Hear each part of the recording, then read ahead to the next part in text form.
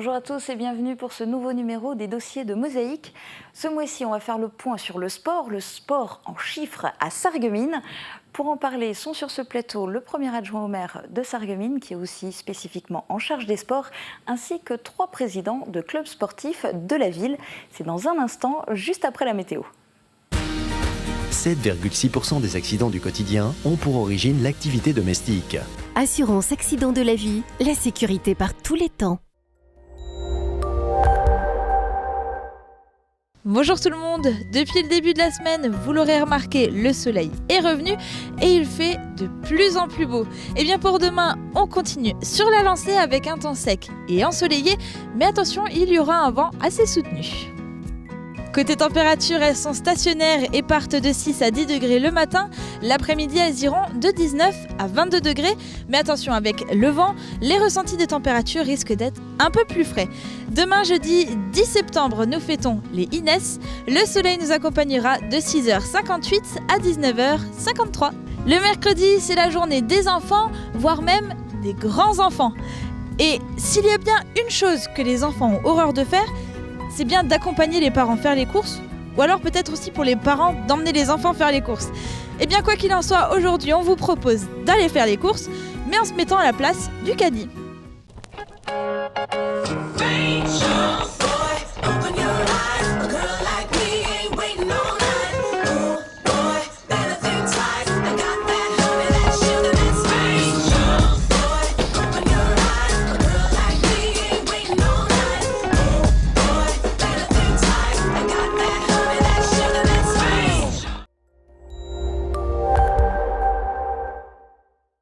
Je parraine un ami et tout le monde y gagne. Mon filleul, ma banque et moi. Au Crédit Mutuel, un client satisfait rayonne.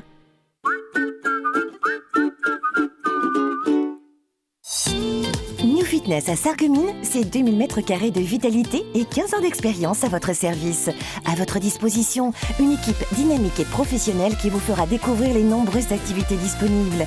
Zumba, Fit Crossing et le tout nouveau Fit Jumping. Passionnés de sport, nos coachs diplômés d'État se feront un plaisir de vous accompagner.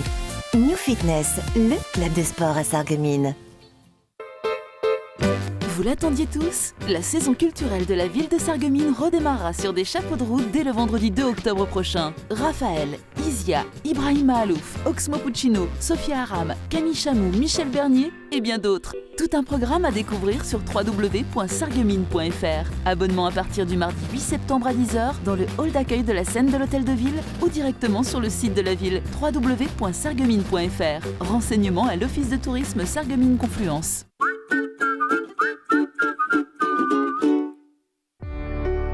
Dans les moments difficiles, on a besoin de professionnels. AVS. Notre métier, vous accompagner.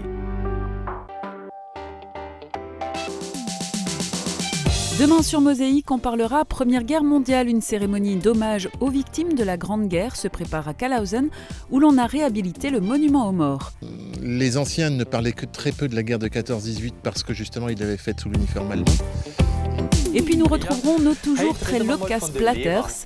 Suzanne, Martine, Bertrand et Sébastien s'intéressent à l'école et plus particulièrement aux enseignants qui n'ont pas toujours la vie facile. Was du lieb mit dem Lehrer, gell? Und hältst du das, Franze, wenn die Kinder von der Schule zurückkommen, war der Lehrer mit dir lieb, gell?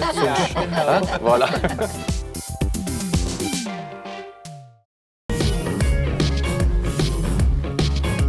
Avec l'agglo, plus belle la vie.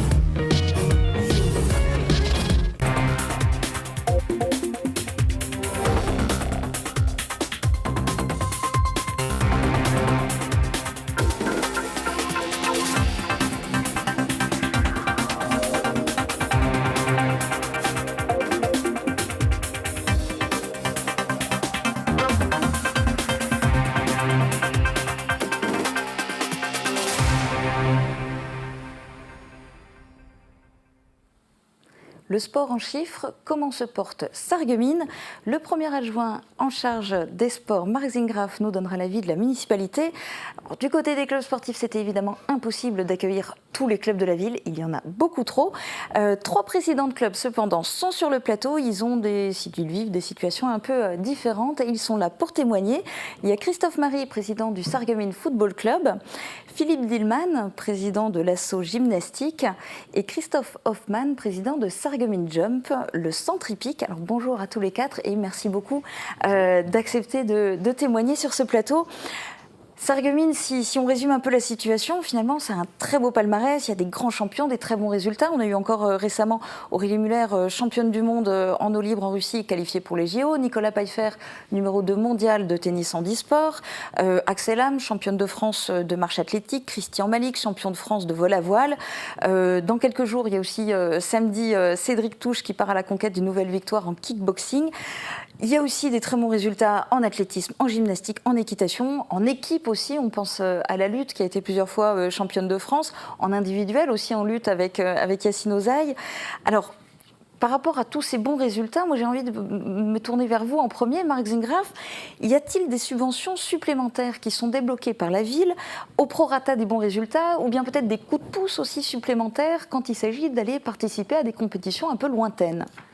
Oui, évidemment, à différents titres. Tout d'abord, il faut se souvenir que les subventions sont relatives à la catégorie, notamment en élite. Les clubs qui fonctionnent en élite, c'est-à-dire en division nationale 1, 2, 3, 4, eh bien, évidemment, voient arriver des subventions différentes d'autres clubs. Par ailleurs, les sélections des équipes, dans certains grands rendez-vous, notamment les Jeux Olympiques, donnent droit, effectivement, à des aides particulières. Et le nombre de licenciés, à quel point est-ce un critère déterminant pour le montant annuel de subvention ? Alors, on a énormément de licenciés sportifs à Sarreguemines, pas loin de 7000, mais c'est certain que ça entre dans le compte, dans le décompte et dans le calcul, évidemment, de ce que va toucher le club. Un club a tout intérêt à d'abord déclarer tous ses licenciés et en avoir beaucoup. Ce qui compte également, c'est l'encadrement de ces licenciés, en ce qui concerne la subvention, et puis tout particulièrement le nombre de jeunes qui sont licenciés au club et qui y fonctionnent. Alors je m'adresse du coup maintenant aux 3 présidents. Selon vous, les clubs sportifs de Sarreguemines sont-ils suffisamment soutenus par la municipalité ? Qui se lance ? Allez. Christophe Marie. Je dirais jamais assez. C'est toujours le leitmotiv quand on rencontre Marc ou le député maire. Mais quand on regarde, nous, quand on se compare, c'est par rapport à des clubs de même niveau. Donc cette année, c'est Taon, dans les Vosges, c'est Hermnéville, mais qui a malheureusement disparu, c'est Forbach, et c'est Pagny-sur-Moselle qui vient de monter. Et on s'aperçoit que la subvention est assez conséquente et parmi les meilleures. Alors bien sûr, c'est pas toujours évident parce qu'il n'y a pas que la Lorraine, il y a l'Alsace, il y a la Champagne-Ardenne, des fois il y a la Franche-Comté. Et pas plus tard que la semaine dernière, j'étais avec Marc au carré VIP pour le match contre Ilzac. Et donc le président était avec nous et il nous demandait à peu près combien était notre subvention. Alors, sachant que Ilzac, c'est une ville à peu près de 20-24 000 habitants comme Sarreguemines, eux étaient plus d'une fois et demie supérieurs aux nôtres. Mais c'est l'Alsace. Et Marc lui faisait justement remarquer qu'à Sarreguemines, il y a quantité de clubs de foot. Et donc, il ne peut pas, s'il y avait un seul club, c'est sûr qu'on aurait d'autres moyens. Mais il doit tenir compte du passé. Et c'est vrai que le fait qu'il y ait beaucoup de clubs, ça morcelle. Juste pour terminer, moi je viens d'une sous-préfecture des Hauts-de-Seine où il y a 60 000 habitants. Il y a un seul club de foot, donc c'est beaucoup plus facile. Donc il faudra peut-être qu'on reparle un jour de fusionner tous les clubs de foot de Sarreguemines, mais ça je pense que ça fera l'objet d'un autre débat parce qu'il y a beaucoup d'arguments différents par rapport à ça. Du côté de la gym, est-ce que vous vous sentez suffisamment soutenu par la municipalité ? Oui, on est soutenu par la municipalité. Effectivement, quand on va vers l'extérieur, on voit qu'il y a pas mal de choses qui sont faites ici sur Sarreguemines. C'est une des raisons pour laquelle on peut envisager de lancer des projets, de se positionner au niveau national, voire international. Alors effectivement, ça représente presque la moitié du budget, les subventions. Ça nous permet, nous, d'avoir une belle assise et puis d'augmenter des projets qui vont nous permettre d'être un petit peu vers l'extérieur, mais on en reparlera peut-être plus tard. En équitation, Sarreguemines Jump, Vous êtes content ou pas? Oui, tout à fait, évidemment. On va croire que je vous ai sélectionné pour avoir un consensus dans ce plateau-là, ça ne va pas du tout. Non, pas du tout. Il faut bien comprendre que pour notre part, la part de la subvention, ça représente quand même un peu 15 à 20% de notre budget, donc la part est quand même plus importante et on n'attend pas que les subventions de la ville ou du conseil général, par exemple, pour se développer, pour investir et pour accueillir d'autres personnes. Mais c'est clair, et ça, par rapport au contact aussi que j'ai eu avec les autres présidents d'associations, qu'à Sarreguemines, on est plutôt bien lotis par rapport à ça. Et il n'y a pas que la part subvention, il y a aussi tout le back-office de la ville qui peut nous permettre derrière d'aider. Oui, tout à fait. Il n'y a pas que directement l'argent, il y a aussi des gens qui sont disponibles, que ce soit des moyens techniques ou même des moyens juridiques, qui sont tout à fait intéressants au niveau de la ville. Alors, directement ou peut-être aussi indirectement, tous les clubs sportifs de Sarreguemines coûtent combien à la ville ? Globalement, en subvention, on tourne autour de 850 000 € par an pour ce qui est des subventions. Dans ces subventions-là, il y a ce qui concerne la prise en charge de l'élite, la prise en charge de l'encadrement, la prise en charge des animations qui ont lieu tout au long de l'année, donc la pratique. On parlait tout à l'heure de ceux qui sont sélectionnés pour des opérations, pour des compétitions particulières, les animations que les clubs font aussi pour développer leur autofinancement. L'autofinancement, c'est important. On le voit notamment au niveau du cercle hippique. Ils ont la possibilité également d'avoir leurs propres moyens, de s'aider eux-mêmes et d'être dynamiques de ce point de vue-là. Mais c'est important aussi de souligner que là, on parle du chiffre concernant directement les subventions. On a un montant qui n'est pas loin de celui-là si on prend en compte tout ce que ces 70 clubs nous coûtent chaque année en logistique, en accompagnement, en mise à disposition. Je rappelle également qu'on a des véhicules qui tournent à leur service pour se rendre dans les compétitions. Si vous additionnez tout ça, vous atteignez des montants quand même considérables. Et ça, c'est des services qui n'existent pas partout. Cette mise à disposition, cette disponibilité du service des sports sur le suivi des associations, ça n'existe pas forcément partout. Et effectivement, chaque club, il faut le voir dans son histoire, dans ses rapports avec le territoire. C'est vrai qu'ici, par exemple, pour prendre le cas du foot, eh bien, on a un certain nombre d'équipes qui sont l'héritage de l'histoire, puisque c'était des communes qui se sont retrouvés en communauté d'abord et en situation urbaine avec Sarreguemines, qui ont fusionné, mais qui n'ont pas voulu lâcher. Voilà. Par exemple. Ils sont devenus des quartiers, mais sans lâcher leurs équipes de foot. Donc il y a cette volonté de garder une continuité qu'aujourd'hui nous assumons sur le plan sportif. Mais il est clair que la ville de Sarreguemines ne peut pas se développer comme ça éternellement. On a entre 60 et 70 associations qui fonctionnent. On ne peut pas en prendre en charge de nouvelles. Et surtout, aujourd'hui, c'est absolument important d'éviter tout doublon. Nous refusons systématiquement que les clubs aujourd'hui se dédoublent ou n'interviennent sur un créneau déjà existant. On entend beaucoup parler, alors, au niveau national, de coupes budgétaires, mais c'est retranscrit aussi sur les communes, puisque du coup les dotations de l'État sont moins importantes. Du coup, au niveau de Sarreguemines, est-ce que vous allez continuer exactement la même politique vis-à-vis des clubs sportifs, ou va-t-il y avoir des baisses de subventions? Ou est-ce qu'elles sont déjà planifiées d'ailleurs? Alors, il est clair qu'il y a actuellement un effet domino qui atteint tout le monde. Entre l'État et le particulier, les collectivités n'échappent pas à la règle. Alors nous avons déjà commencé dans certains cas l'année dernière.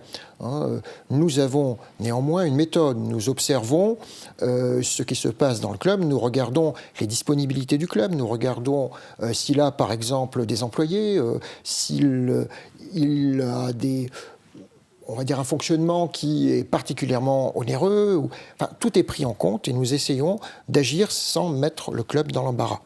Ce serait mentir que de dire qu'il n'y aura pas de baisse de subventions à un moment ou à un autre. Il y en a eu l'année dernière, il y en aura encore par la suite. Il suffit de suivre un petit peu les informations pour se rendre compte de l'air du temps. Ce qui est important justement, c'est de le faire de façon à durer. Ce qui est important, c'est que le dynamisme des associations dure, qu'elles aient les moyens de faire face à leur saison, d'aller de l'avant, d'être dynamiques. Et nous sommes là pour observer, pour les épauler. Mais alors, quels sont les moyens de fonctionner? C'est une chose, les moyens d'investir, c'en est radicalement une autre. Et là, je pense plus précisément du coup à Sarreguemines Jump. Vous avez des infrastructures qui sont assez énormes, qui, ceci dit, nécessitent de nouveaux aménagements, nécessitent d'être un peu remises à jour, voire agrandies. Est-ce que la ville va le faire? Est-ce que c'est raisonnable? Est-ce que la ville de Sarreguemines peut se permettre d'avoir un club hippique? Alors, tout d'abord, ce dernier volet de la question, oui, nous croyons que Sarreguemines peut, évidemment, et doit avoir ce club hippique qui fonctionne selon une formule qui devient rare. C'est-à-dire que ce n'est pas un club privé qui existe dans un but plus ou moins lucratif, mais ici, nous avons une association qui s'inscrit dans la volonté communale de permettre aux gens, aux enfants, d'accéder à la pratique de l'équitation. Donc on est dans une philosophie particulièrement méritante, difficile, certes, dans le contexte d'aujourd'hui, mais nous nous appliquons à mettre en place ce qu'il faut pour qu'ils puissent le faire.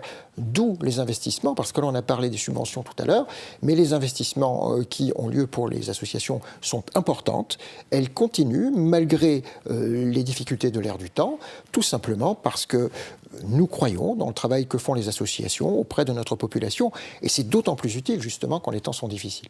Alors, qu'est-ce qui va être réalisé au niveau du centre hippique avec les prochains investissements de la ville ? Pour rebondir sur ce qu'il disait Marc, c'est vrai que nous sommes l'une des dernières associations, l'un des derniers centres hippiques qui continue à accueillir des jeunes enfants et qui joue le rôle d'école. De plus en plus de centres s'ouvrent, mais plus pour attirer le propriétaire de chevaux et dans un fonctionnement privé.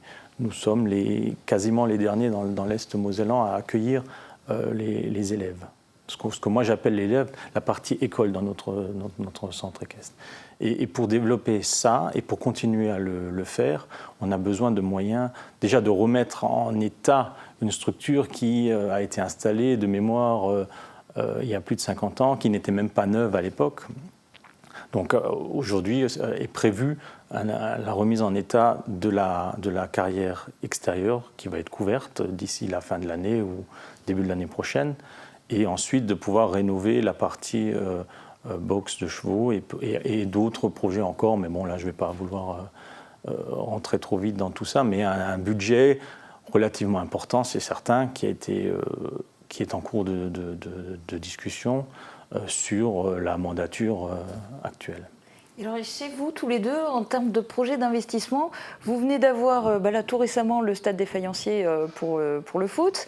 Il n'y a pas si longtemps que ça, le complexe gymnique Émilie Le Pennec. Il y a encore des besoins ou c'est bon pour quelques années ? Non, il y a toujours besoin. J'aimerais, parce qu'on va bientôt fêter les 2 ans du principe de précaution pour l'interdiction du petit synthé suite à une malformation du fournisseur ou du poseur, mais bon, ça fait 2 ans qu'on n'a pas le droit de se servir du petit synthé. Et donc le synthé nous a fait beaucoup de bien, mais au niveau des créneaux, on devient trop juste. Donc on a plusieurs options avec Marc, avec Jean-Michel Albertus. On a un schiste qui sert de moins en moins parce que les joueurs rechignent à s'entraîner dessus, rechignent à jouer dessus.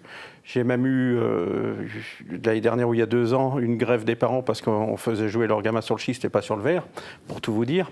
Et donc on a un projet à court terme, j'aimerais bien, mais bon après c'est pas moi qui le finance, c'est la municipalité, pour ce schiste. Après, au stade des Faïenceries, vous le soulignez, il y a aussi un projet, mais à plusieurs années, parce que là aussi c'est un gros financement, où on aurait un système comme à Amnéville ou à Bissheim, où avec un synthétique, une tribune centrale et un verre derrière. Et à partir de là, on pourra faire des grandes choses. On en fait déjà des grandes, mais ça serait un plus et un confort supplémentaire. Donc il faut faire mieux quand même que le match nul du week-end dernier. Oui, c'est 2 nuls, une défaite chez nous.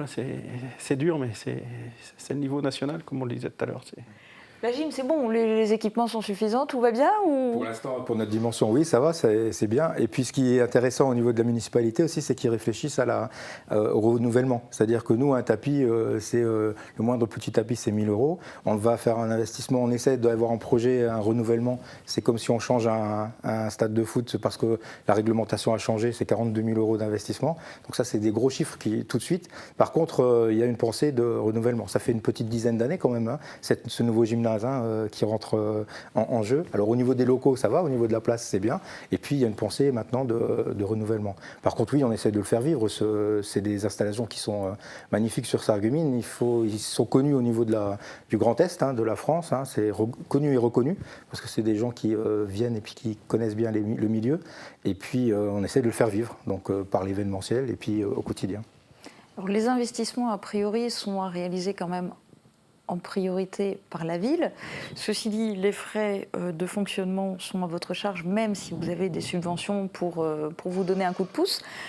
Ces subventions sont a priori bien évidemment insuffisantes, d'ailleurs vous l'avez dit vous-même. Vous faites comment pour compléter votre budget est-ce que vous avez un budget confortable et vous faites comment pour avoir suffisamment de financement ? Alors, le point de départ, c'est la cotisation en gymnastique, c'est l'entrée de la licence qui couvre à peu près donc à moitié de la mairie, un petit peu plus de la moitié des cotisations, et puis le reste, c'est l'événementiel.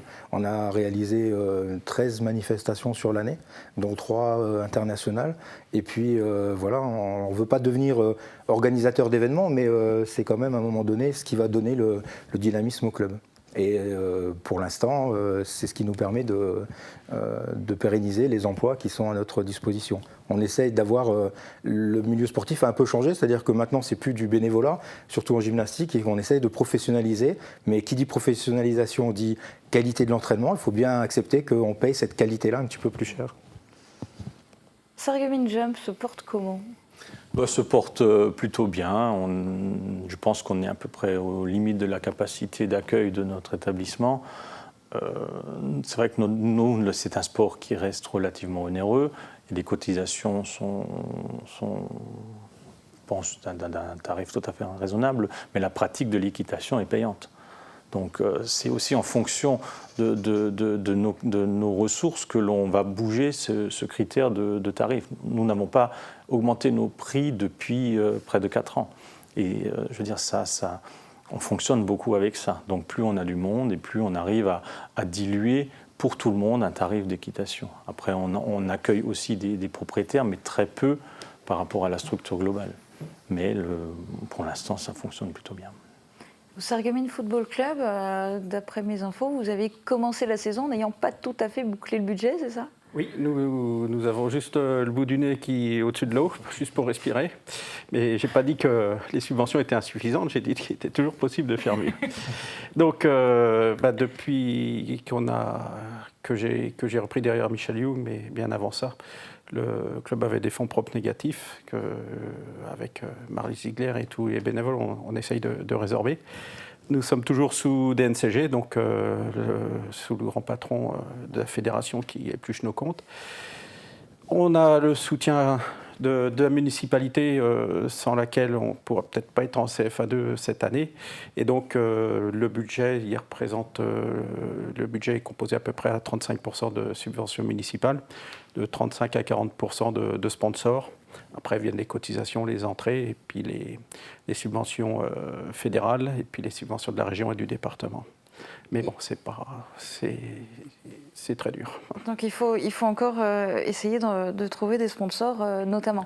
Mais si on prend l'exemple typique du foot, parce qu'on entend toujours parler de salaires faramineux dans le foot, alors on se doute bien qu'en CFA2, il n'y a pas des salaires faramineux. Ceci dit, les joueurs sont indemnisés sous forme de primes de match et d'indemnités de déplacement. Est-ce qu'on pourrait envisager de faire des économies sur ce plan-là ? Vous faites des économies sur ce plan-là, les joueurs vont partir à Sarre-Union, en Belgique, en Ligue 2, comme quelques-uns ont été approchés. Donc il faut maintenir ce budget et pourtant les indemnités qu'on leur donne sont bien loin d'être celles que certains touchent en Alsace. Pour ce qui est de la Lorraine, c'est pas, comme je disais tout à l'heure, on n'est pas au niveau budget, au niveau indemnité, on n'est pas les meilleurs. Mais c'est sûr qu'au-delà de l'Alsace aussi, dès que l'Allemagne ou le Luxembourg claquent des doigts, on est obligé de s'incliner. Donc c'est le minimum qu'on puisse leur proposer et c'est vraiment pas des sommes folles et on ne dépense pas d'argent qu'on n'a pas non plus. Alors Marc Zingraf, du coup, les clubs sportifs vous disent qu'effectivement, ils font attention, qu'ils ont aussi des rentrées propres en organisant des événements, en trouvant des sponsors, etc. Mais là, quelque part, on a l'exemple de gros clubs. Les petits clubs de la ville, et il y en a quand même beaucoup, qui ont peu de licenciés, qui ne sont pas forcément très connus, parce qu'ils n'ont pas forcément des équipes ou des joueurs qui évoluent à haut niveau. Ceux-là, ils peuvent faire comment pour compléter leur budget ? Écoutez, je crois que de toute façon, il y a une tradition associative qui fait que mobiliser des bénévoles, ça s'est toujours fait. On a tendance à en avoir moins, notamment en ce qui concerne les gros clubs, mais peut-être quelquefois dans les petits clubs, on a su garder aussi un noyau de gens qui se mobilisent. Donc ça, c'est très important. On a parlé du contexte aujourd'hui, qui est un contexte difficile. Il faut que les clubs cherchent des solutions. Ça, c'est important. Les collectivités ne pourront avoir qu'une partie des réponses à la situation. Et il faut qu'ils soient créatifs. Il faut qu'ils revoient un petit peu leur façon de faire, d'être. Peut-être aussi adapter les attentes qu'on peut avoir. On sort d'un certain nombre d'années où nous tous, dans nos pratiques associatives, on a été gâtés, pas seulement d'ailleurs dans les domaines sportifs. Aujourd'hui, quand les temps se font un petit peu plus durs, il faudra qu'on trouve tous de nouvelles réponses à la question. Je rappellerai quand même aussi que pour les petits clubs, nous avons mis en place il y a un certain nombre d'années un montant fixe qui leur est attribué. C'est-à-dire que les clubs les plus petits qui fonctionnaient avec 200-300 €, on se rendait bien compte que ce n'était pas possible ou très très difficile de s'en sortir. On a donc augmenté cette somme qui tourne autour des 1 000 € de façon à ce qu'ils puissent avoir un minimum de vie de club et lancer la machine associative. Voilà. Donc après, on est dans une observation, comme je le disais tout à l'heure, en permanence. En tant qu'élu, je fais l'ensemble des assemblées générales des clubs et avec l'équipe du service des sports, on essaie toujours de voir les fenêtres de tir qu'il peut y avoir. On essaie de les associer à de l'événementiel. Je pense au ticket sport culture qui permet au club également d'entrer de l'argent. Mais là encore, il faut avoir des bénévoles. Pardon, je vous coupe parce qu'on arrive vers la fin de l'émission, mais toujours est-il que le message est passé. Club petit ou grand, qu'ils viennent vous voir et au cas par cas, vous verrez de quelle manière la municipalité peut agir. Le mot de la fin pour chacun d'entre vous est vraiment en quelques secondes. À votre avis, alors je me tourne vers vous en premier, Christophe Marie, les clubs sportifs peuvent-ils et doivent-ils devenir financièrement autonomes ? Financièrement autonomes, non, impossible. Les subventions, comme je le disais, municipales, départementales, régionales, la Fédération française de football, tout ça fait que tout ce qui est subvention représente près de 50% du budget. Donc c'est vital et en particulier dans le foot. Un gros sponsor qui vienne et nous dise, écoutez, voilà, je mets 500 000 sur la table, je ferai le président, vous vous barrez tous et après je prends les rênes et je suis autonome. Ça s'appelle du rêve. De l'utopie, oui. Philippe Dillman, les clubs doivent-ils et peuvent-ils devenir autonomes financièrement ? Doivent-ils et peuvent-ils, je ne sais pas, mais en tout cas, je pense qu'il y a aussi un lien social qui est fait pour les clubs, même si on vise le haut niveau et même si on vise la pratique du haut niveau, il y a un tissu social qu'on doit faire. Ce tissu social, c'est une réponse aussi de la municipalité, de la vie municipale. Et donc, oui, il faut qu'on trouve des solutions. Ces solutions, on y réfléchit au quotidien, mais malheureusement, on a encore besoin, et c'est un rôle aussi d'avoir une subvention municipale. En équitation, c'est peut-être différent, non, même pas. Je pense qu'on devrait quand même tendre à être de plus en plus autonome. Ça, c'est ma propre opinion, mais c'est clairement pas possible, et c'est une échéance qui me paraît encore relativement lointaine. À partir du moment où la municipalité, déjà à notre niveau, s'occupe déjà de toute l'infrastructure, à notre niveau, c'est quasiment suffisant. Vous, je suppose que quelque part, au niveau de la municipalité, ça serait un rêve, qu'il n'y ait plus besoin d'avoir une grosse partie du budget pour le sport. Parlait d'utopie, je crois que c'est un peu utopique, mais on tend à encourager en tout cas l'autofinancement des clubs autant qu'il peut se faire. Il n'est pas facile aujourd'hui de trouver des sponsors, les temps sont ceux qu'ils sont, mais comme dit, je crois qu'on peut progresser, on peut continuer à maintenir son degré d'activité, néanmoins il faut trouver de nouvelles solutions, c'est clair. Il faut s'adapter, c'est un réflexe darwinien. Alors on espère, quoi qu'il en soit, bien évidemment, que le sport va se maintenir, voire se développer encore à Sarreguemines et que les clubs continueront à former notamment des champions, mais pas seulement, puisque les jeunes sont importants aussi, et quel que soit leur niveau. Merci beaucoup à tous les quatre d'avoir participé à cette émission, et puis bonne continuation. Le mois prochain, les dossiers de Mosaïque seront consacrés à un thème radicalement différent. Un pasteur, un curé, un imam et un rabbin seront sur ce plateau pour donner leur point de vue sur la liberté d'expression dans la religion. Très bonne journée à tous, à bientôt.